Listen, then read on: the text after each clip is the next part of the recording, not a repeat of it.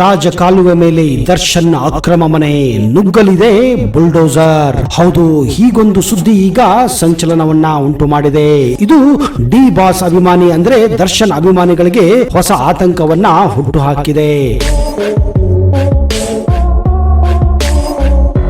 ದರ್ಶನ್ ತೂಗುದೀಪ್ ಬೆಳ್ಳಿತೆರೆ ಮೇಲೆ ಹೀರೋ ಆಗಿ ಮಿಂಚುತ್ತಿದ್ದರು. ಕರ್ನಾಟಕದಲ್ಲಿ ಇವರಿಂದ ನೂರಾರು ಜನರಿಗೆ ತೊಂದರೆ ಅನುಭವಿಸಿದ್ದಾರೆ ಎಂಬ ಆರೋಪ ಈಗ ಎಲ್ಲೆಡೆ ಕೇಳಿ ಬರುತ್ತಾ ಇದೆ.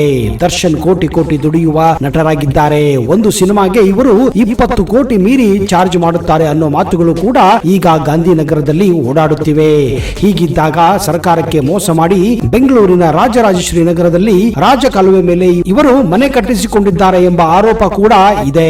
ಈ ಆರೋಪದ ಹಿನ್ನೆಲೆಯೇ ಹಲವಾರು ವರ್ಷಗಳ ಹಿಂದೆ ಇವರ ಮನೆಯನ್ನ ಕೂಡ ಸರ್ಕಾರ ಬೀಳಿಸಲಾಗುತ್ತದೆ ಎಂದು ಹೇಳಿತ್ತು. ಆದ್ರೆ ಹೇಗೋ ತಮಗೆ ಇರುವ ರಾಜಕೀಯ ಮತ್ತು ಹಣದ ಬಲದ ಹಿನ್ನೆಲೆಯಿಂದ ಅವರು ತಮ್ಮ ಮನೆಯನ್ನ ಕೂಡ ದರ್ಶನ್ ಉಳಿಸಿಕೊಂಡಿದ್ದರು. ನಟ ದರ್ಶನ್ ತೂಗುದೀಪ್ ಅಲಿಯಾಸ್ ದರ್ಶನ್ ನಾಯ್ಡು ರಾಜರಾಜೇಶ್ವರಿ ನಗರದ ಐಡಿಯಲ್ ಹೋಮ್ಸ್ ಬಡಾವಣೆಯಲ್ಲಿ ಒಂದು ಐಷಾರಾಮಿ ಮನೆಯನ್ನ ಕಟ್ಟಿಸಿಕೊಂಡಿದ್ದಾರೆ. ಆದರೆ ಇವರು ಕಟ್ಟಿಸಿರುವಂತಹ ಈ ಮನೆ ಹದ್ದಿನಗಿಡದ ಹಳ್ಳದ ಮೇಲೆ ಅಂದ್ರೆ ರಾಜಕಾಲುವೆ ಮೇಲೆ ಇರುವುದು ಎಂದು ಸರ್ವೆಯಿಂದ ದೃಢವಾಗಿದೆ. ಹಾಗೂ ಇದೊಂದು ಆ ಸಮಯದಲ್ಲೇ ದೊಡ್ಡ ಸಂಚಲನವನ್ನ ಕೂಡ ಸೃಷ್ಟಿ ಮಾಡಿತ್ತು. 8 ವರ್ಷದ ಹಿಂದೆ ಭೂ ದಾಖಲೆಯ ಜಂಟಿ ನಿರ್ದೇಶಕರ ಸರ್ವೆ ನಕ್ಷೆ ಪರಿಶೀಲನೆದಾಗ ಈ ವಿಚಾರ ಬೆಳಕಿಗೆ ಬಂದಿತ್ತು. ಕೆಂಗೇರಿ ಹೋಬಳಿ ಹಲಗೆ ವಡೇಹರಹಳ್ಳಿ ಗ್ರಾಮದ ಸರ್ವೆ ನಂಬರ್ 53ರ ಹದ್ದಿನಗಿಡದ ಹಳ್ಳದಲ್ಲಿ ದರ್ಶನ್ 2 ಗುಂಟೆಯನ್ನ ಒತ್ತುವರಿ ಮಾಡಿ ತೂಗುದೀಪ ನಿಲಯ ಹೆಸರಿನ ಮನೆ ಕಟ್ಟಿಸಿದ್ದರು ಎಂಬುದು ಸರ್ವೆಯ ವರದಿ ನಂತರ ಆಮೇಲೆ ಬಹಿರಂಗವಾಗಿತ್ತು. ಆ ಸಮಯದಲ್ಲಿಯೇ ದರ್ಶನ್ ಅವರ ಮನೆಯನ್ನ ಕೆಡವಲಾಗುತ್ತದೆ ಎಂದು ನ್ಯೂಸ್ ಪೇಪರ್ಗಳಲ್ಲಿ ಹಾಗೂ ನ್ಯೂಸ್ ಟಿವಿಗಳಲ್ಲಿ ಆಗಾಗ ಬಿತ್ತರಿಸಲಾಗಿತ್ತು. ಹೀಗೆ ನಟ ದರ್ಶನ್ ನಾಡು ತಮ್ಮ ಪ್ರಭಾವ ಬೆಳೆಸಿ ಆಗ ಮನೆಯನ್ನ ಉಳಿಸಿಕೊಂಡಿದ್ದರು. ಆದರೆ ಈಗ ನಟ ದರ್ಶನ್ ಕೊಲೆ ಆರೋಪದಲ್ಲಿ ಜೈಲು ಸೇರುವ ಹಂತಕ್ಕೆ ಬಂದಿದ್ದು ಪೊಲೀಸರಿಂದ ಭಾರಿ ವಿಚಾರಣೆ ನಡೆಯುತ್ತಿದೆ. ಇದು ದರ್ಶನ್ ಮನೆಗೆ ಕೂಡ ಕಂಟಕ ತಂದಿದ್ದು ಅಕ್ರಮವಾಗಿ ಮನೆ ಕಟ್ಟಿಸಿಕೊಂಡಿರುವ ದರ್ಶನ್ ತೂಗುದೀಪ್ ಈಗ ತಮ್ಮ ಮನೆಯನ್ನ ಕಳೆದುಕೊಳ್ಳುವ ಪರಿಸ್ಥಿತಿ ಬಂದಿದೆ.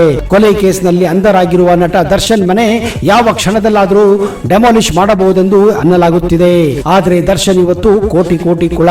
ಕೊಡಗು ಜಿಲ್ಲೆಯ ಪೊನ್ನಂಪೇಟೆಯಲ್ಲಿ ತೂಗುದೀಪ್ ಶ್ರೀನಿವಾಸ್ ಹಾಗೂ ಮೀನಾ ದಂಪತಿಗಳ ಹಿರಿಯ ಮಗನಾಗಿ ಫೆಬ್ರವರಿ 16, 1977ರಂದು ದರ್ಶನ್ ಹುಟ್ಟಿದ್ದರು.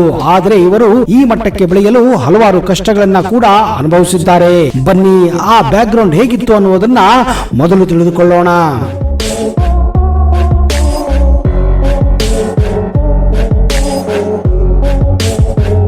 ದರ್ಶನ್ ಅವರ ಮೂಲ ಹೆಸರು ಹೇಮಂತ್ ಕುಮಾರ್. ಇವರು ಹುಟ್ಟಿದ್ದು ಒಂದು ಸಾಮಾನ್ಯ ಮನೆತನದಲ್ಲಿ ಅಲ್ಲ.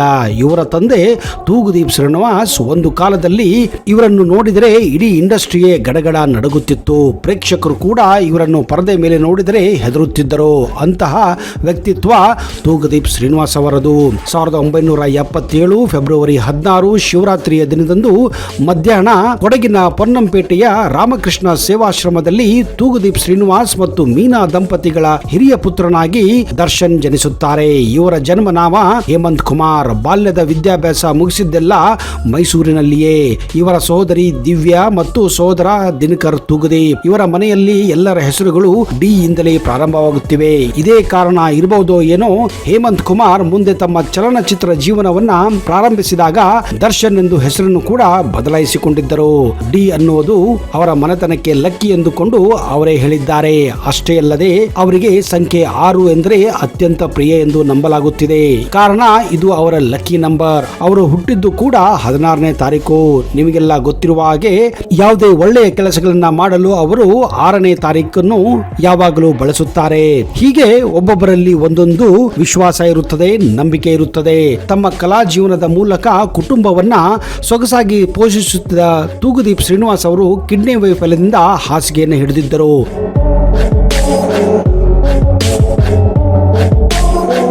ಅವರ ಪತ್ನಿ ಮೀನಾ ಅವರು ಪತಿಯ ಚಿಕಿತ್ಸೆಗಾಗಿ ಮನೆಯೊಂದನ್ನ ಹೊರತುಪಡಿಸಿ ಎಲ್ಲಾ ಹಣವನ್ನ ಅವರ ಆರೋಗ್ಯದ ಮೇಲೆ ಖರ್ಚು ಮಾಡಿದ್ದರು. ಕಡೆಗೆ ದಿನನಿತ್ಯದ ಊಟಕ್ಕೂ ಕಷ್ಟಪಡುವ ಪರಿಸ್ಥಿತಿ ಬಂದಿತ್ತು. ಈ ಸಮಯದಲ್ಲಿ JSS ಆಸ್ಪತ್ರೆ ಆರ್ಥಿಕವಾಗಿ ಸಹಾಯ ಮಾಡುತ್ತದೆ. ಮೀನಾ ಅವರೇ ಪತಿಗೆ ಒಂದು ಕಿಡ್ನಿಯನ್ನ ಕೂಡ ದಾನ ಮಾಡುತ್ತಾರೆ. ಮೈಸೂರಿನ JSS ಕಾಲೇಜಿನಲ್ಲಿ ಪಾಲಿಟೆಕ್ನಿಕ್ ಡಿಪ್ಲೊಮಾವನ್ನು ಓದುತ್ತಿದ್ದ ದರ್ಶನ್ ಅದನ್ನ ಅರ್ಧಕ್ಕೆ ಬಿಟ್ಟು ಶಿವಮೊಗ್ಗದ ಖ್ಯಾತ ರಂಗ ತಂಡ ನೀನಾಸಂಗೆ ಸೇರಿ ಅಭಿನಯ ತರಬೇತಿಯನ್ನು ಪಡೆಯಲು ಪ್ರಾರಂಭಿಸುತ್ತಾರೆ. 1995ರಲ್ಲಿ ಹೇಮಂತ್ ಕುಮಾರ್ ಅವರು ಶಿವಮೊಗ್ಗದಲ್ಲಿದ್ದಾಗ ತೂಗುದೀಪ್ ಶ್ರೀನಿವಾಸ್ ತಮ್ಮ 52ನೇ ವಯಸ್ಸಿನಲ್ಲಿ ಹೃದಯಾಘಾತದಿಂದ ನಿಧನವಾಗುತ್ತಾರೆ. ನಂತರ ಸಂಸಾರದ ಸಾಗಾಣಿಕೆಗಾಗಿ ಮೀನಾ ಅವರು ಕೆಲಕಾಲ ಊಟದ ಮೆಸ್ ಅನ್ನ ನಡೆಸುತ್ತಾರೆ. ದರ್ಶನ್ ಅವರು ತಮ್ಮ ಕುಟುಂಬಕ್ಕೆ ಸಹಾಯ ಆಗಲೆಂದು ಒಂದು ಹಸುವನ್ನ ಸಾಕಿ ಬೆಳಗ್ಗೆ 4 ಗಂಟೆಗೆ ಎದ್ದು ಹಸುವಿನ ಹಾಲನ್ನು ಕರೆದು ಮನೆಗೆ ಹೋಗಿ ಹೋಟೆಲ್ಗಳಿಗೆ ಹೋಗಿ ಹಾಲನ್ನ ಸಪ್ಲೈ ಮಾಡುತ್ತಿದ್ದರು, ಮಾರುತ್ತಿದ್ದರು. ಅಂತಹ ಕಷ್ಟಕರ ಜೀವನ ಅವರದಾಗಿತ್ತು. ತೂಗುದೀಪ್ ಶ್ರೀನಿವಾಸ್ ತಮ್ಮ ಚಲನಚಿತ್ರ ಜೀವನದಲ್ಲಿ ಹಲವಾರು ನೋವುಗಳನ್ನ, ದುಃಖಗಳನ್ನ ಅನುಭವಿಸಿದ್ದರು.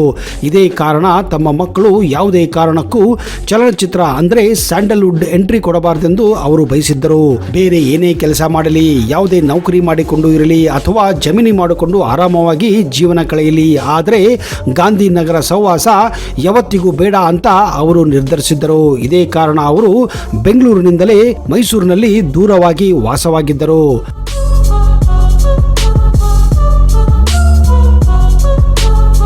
ದರ್ಶನ್ ಚಿತ್ರರಂಗಕ್ಕೆ ಹೋಗುವುದು ತೂಗುದೀಪ್ ಶ್ರೀನಿವಾಸ್ ಅವರಿಗೆ ಸುತಾರಾಮ್ ಇಷ್ಟವಿರಲಿಲ್ಲ.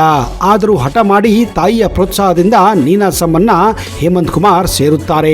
ಇಲ್ಲಿ ಅವರ ರಂಗ ಪ್ರವೇಶಕ್ಕೆ ಮೊದಲು ಅಲಂಕಾರ ಮಾಡಿದ್ದೇ ಮಂಡ್ಯ ರಮೇಶ್. ಇದಕ್ಕೂ ಮೊದಲು ಮೈಸೂರಿನ ಜಗಮೋಹನ್ ಪ್ಯಾಲೇಸ್ ನಲ್ಲಿ 4-5 ಬಾರಿ ಮಾಡೆಲಿಂಗ್ ಕೂಡ ಹೇಮಂತ್ ಕುಮಾರ್ ಮಾಡಿದ್ದರು. ನೀನಾಸಂ ನಂತರ ಅಭಿನಯ ಅವಕಾಶವನ್ನು ಅರಸಿ ಬೆಂಗಳೂರಿಗೆ ಬಂದ ಹೇಮಂತ್ ಕುಮಾರ್ಗೆ ಬೇಗನೆ ನಿರಾಶೆಯಾಯಿತು. ಕಾರಣ ಇವರಿಗೆ ಯಾರು ಕೂಡ ಯಾವುದೇ ಒಂದು ಚಾನ್ಸ್ ಕೂಡ ಕೊಡುವುದಿಲ್ಲ. ಇದೇ ಕಾರಣ ಅವರು ಒಬ್ಬ ನಿರ್ದೇಶಕರಿಂದ ಇನ್ನೊಬ್ಬ ನಿರ್ದೇಶಕನ ಮನೆಗೆ ಹಾಗೂ ಒಬ್ಬ ಪ್ರೊಡ್ಯೂಸರ್ ಆಫೀಸ್ನಿಂದ ಇನ್ನೊಂದು ಪ್ರೊಡ್ಯೂಸರ್ ಆಫೀಸ್ಗೆ ಗಾಂಧಿನಗರವನ್ನೆಲ್ಲ ದಿನ ರಾತ್ರಿ ಅಲದಾಡುತ್ತಿದ್ದರು. ಆದರೂ ಕೂಡ ಇವರಿಗೆ ಗಾಂಧಿನಗರದಲ್ಲಿ ಯಾವುದೇ ಚಾನ್ಸ್ ಸಿಗುವುದಿಲ್ಲ. ಹೇಗಾದರೂ ಮಾಡಿ ಸಿನಿಮಾ ಇಂಡಸ್ಟ್ರಿಯನ್ನ ನುಗ್ಗಲೇಬೇಕೆಂದು ಬಯಸಿ ಕೊನೆಗೆ ಲೈಟ್ ಬಾಯ್ ಆಗಿ ಸಿನಿಮಾ ಇಂಡಸ್ಟ್ರಿಯ ಪ್ರಯಾಣ ಪ್ರಾರಂಭಿಸುತ್ತಾರೆ. ನೋಡಿದಿರಾ ಎಂತಹ ಪರಿಸ್ಥಿತಿ ಈ ಡಿ ಬಾಸ್ಗೆ ಇತ್ತು ಅಂತ. ಹಲವು ಅಪಮಾನಗಳನ್ನ ಎದುರಿಸಿ ಮುಂದೆ ಬರೆದ ಇವರಿಗೆ ಅಲ್ಲಿ ಅಣಜಿ ನಾಗರಾಜ್ ಎನ್ನುವರ ಪರಿಚಯವಾಗುತ್ತದೆ. ಅಣಜಿ ನಾಗರಾಜ್ ಅವರು ಖ್ಯಾತ ಸಿನಿಮಾಟೋಗ್ರಾಫರ್ ಬಿಸಿ ಗೌರಿಶಂಕರ್ ಅಂದ್ರೆ ನಟಿ ರಕ್ಷಿತಾ ಪ್ರೇಮ್ ಅವರ ತಂದೆ. ಅಲ್ಲಿ ಅಣಜಿ ಅವರು ಸಹಾಯಕರಾಗಿದ್ದರು. ದರ್ಶನ್ ಕೂಡ ಗೌರಿಶಂಕರ್ ಅವರ ಸಹಾಯಕರಾಗಿ ಅಂದ್ರೆ ಅಸಿಸ್ಟೆಂಟ್ ಕ್ಯಾಮರಾಮನ್ ಆಗಿ ಕೆಲಸ ಮಾಡಲು ಪ್ರಾರಂಭಿಸುತ್ತಾರೆ. ಅದು 1997. ಎಸ್ ನಾರಾಯಣ ಅವರು ತಮ್ಮ ಮಹಾಭಾರತ ಸಿನಿಮಾದಲ್ಲಿ ಅವಕಾಶ ದರ್ಶನ್ಗೆ ಮೊಟ್ಟ ಮೊದಲ ಬಾರಿಗೆ ಕೊಡುತ್ತಾರೆ.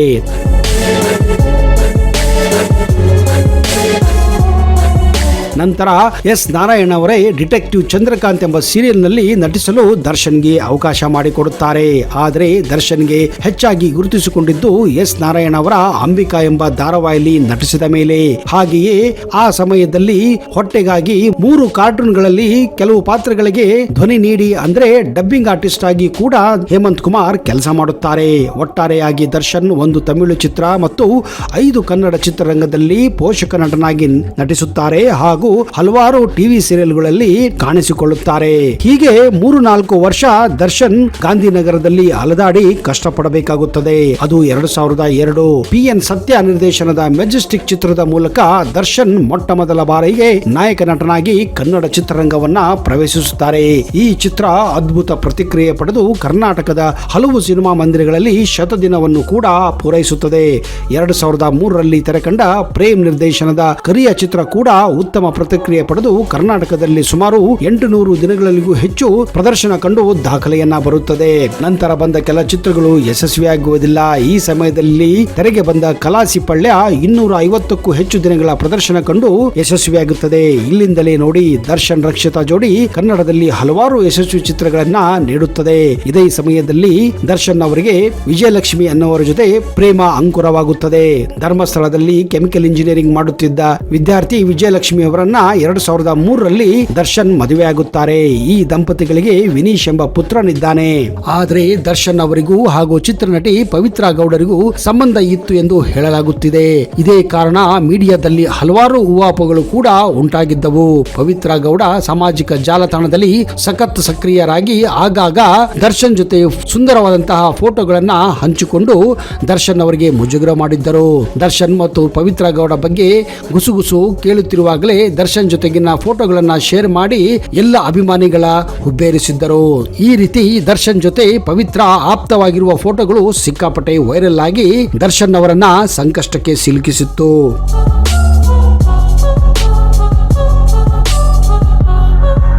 ದರ್ಶನ್ ಬಾಲ್ಯದಿಂದಲೂ ಪ್ರಾಣಿಪ್ರಿಯ. ಕೆಲವು ಬಾರಿ ಅಮ್ಮನ ದುಡ್ಡು ಕದ್ದು ಪಾರಿವಾಳ ಮತ್ತು ಮೀನುಗಳನ್ನು ಸಾಕಲು ಮನೆಗೆ ತರುತ್ತಿದ್ದರು. ಹಾಗೆಯೇ ಬೀದಿ ನಾಯಿಗಳನ್ನು ತಂದು ಅವುಗಳಿಗೆ ಮಲಗಲು ರಟ್ಟಿನ ಮನೆ ಮಾಡಿ ಮಲಗಿಸುತ್ತಿದ್ದರು. ಒಮ್ಮೆ 2ನೇ ತರಗತಿ ಓದುತ್ತಿದ್ದಾಗ ಕುದುರೆ ನೋಡಿ ಅದನ್ನ ಹಿಡಿದು ತಂದು ಸಾಕಬೇಕೆಂದು ಶಾಲೆಗೆ ಚಕ್ಕರ್ ಹಾಕಿದ್ದರು. ರಜಾ ದಿನಗಳಲ್ಲಿ ಮೈಸೂರಿನ ಮೃಗಾಲಯಕ್ಕೆ ಹೋಗುತ್ತಿದ್ದ ದರ್ಶನ್ಗೆ ಅಲ್ಲಿನ ನಿರ್ವಾಹಕ ಪುಂಡಲಿಕರು ಒಂದು ಹುಲಿಯನ್ನು ನೋಡಿಕೊಳ್ಳಲು ಕೊಡುತ್ತಿದ್ದರು. ಅಲ್ಲಿಂದಲೇ ಪ್ರಾಣಿಗಳ ಮೇಲೆ ನಂಟು ಮತ್ತು ಪ್ರಾಣಿಗಳ ಬಗ್ಗೆ ಅಪಾರವಾದ ಜ್ಞಾನವನ್ನ ಹೊಂದಿದ್ದರು.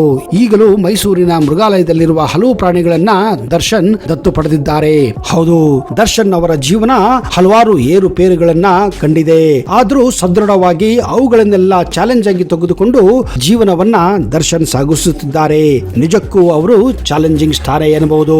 ಏನೇ ಇರಲಿ, ಹೇಗೆ ಇರಲಿ, ಡಿ ಬಾಸ್ಗೆ ನಾವು ಆಲ್ ದ ಬೆಸ್ಟ್ ಹೇಳುತ್ತಾ ಈ ವಿಡಿಯೋನ ಇಲ್ಲಿಗೆ ಮುಗಿಸ್ತಾ ಇದ್ದೀನಿ. ನಿಜಕ್ಕೂ ನೀವು ಡಿ ಬಾಸ್ ಅಂದ್ರೆ ದರ್ಶನ್ ಅವರ ಅಭಿಮಾನಿಯಾಗಿದ್ದರೆ ಕಮೆಂಟ್ ಬಾಕ್ಸ್ ಅಲ್ಲಿ ಜೈ ಡಿ ಬಾಸ್ ಎಂದು ಬರೆಯಿರಿ. ಅಲ್ಲಿಯವರೆಗೆ ಜೈ ಹಿಂದ್, ಜೈ ಕರ್ನಾಟಕ. ನಿಮಗೆಲ್ಲ ಶುಭವಾಗಲಿ.